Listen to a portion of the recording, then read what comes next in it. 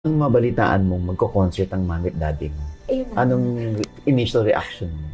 Sa kaliwa ko, yung tatay ko, sa kanan ko, nanay ko, tapos ako. Parang first time yon. And show siya para sa lahat. Pero totoong buhay ko to. Ako yung nag-iisa nilang anak. So ako lang yung makakaramdam ng mga nararamdaman ko. Hindi niyo ako mag-gets kasi hindi naman kayo yung anak. Ako yung nag-iisang anak. Eh, talagang pangarap kong makita yung nanay at tatay ko na not really magkaibigan, pero yung hindi nag-aaway, nakangiti, yung magkasundo. It's so much very different now.